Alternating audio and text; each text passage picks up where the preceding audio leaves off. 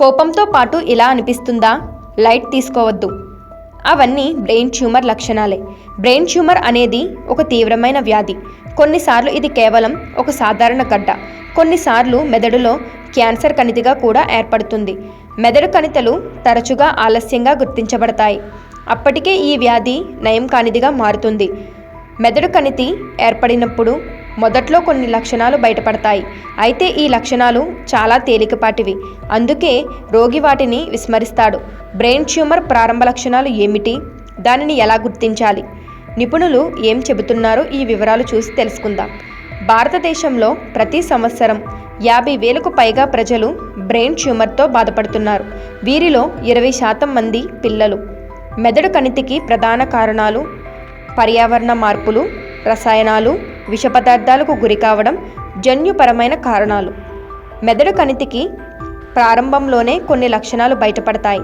వీటిని ముందుగానే గుర్తిస్తే చికిత్స పొందడం ద్వారా దీని నుండి ఉపశమనం పొందే అవకాశం ఎక్కువగా ఉంటుంది. కానీ మెదడు కణితి వ్యాపిస్తే చికిత్స కూడా కష్టమవుతుంది. కొన్నిసార్లు దీనికి చికిత్స కూడా ఉండదు. మెదడు కణితికి ప్రారంభంలోనే కొన్ని ప్రధాన లక్షణాలు ఉంటాయి. మెదడు కణితి ఉన్నవారి దృష్టి అస్పష్టంగా మారుతుంది.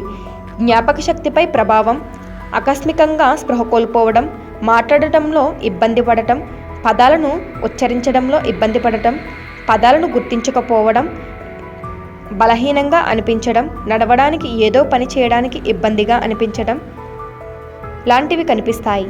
ఇంకా వ్యక్తిత్వంలో మార్పు, ఇందులో మానసిక స్థితిలో మార్పులు, కోపం ఉండవచ్చు.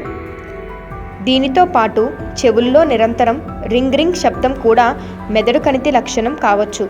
ఈ లక్షణాలలో దేనినైనా ఎదుర్కొంటే వైద్యుడిని సంప్రదించడంలో ఆలస్యం చేయవద్దు.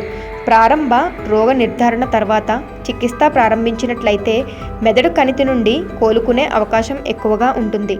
మెదడు కణితి వ్యాపించడం, దాని పరిమాణం పెరిగితే నయం అయ్యే అవకాశాలు తగ్గుతాయి. అందువల్ల ప్రారంభ లక్షణాలు కనిపించిన వెంటనే వాటిపై శ్రద్ధ చూపించడం చాలా ముఖ్యం.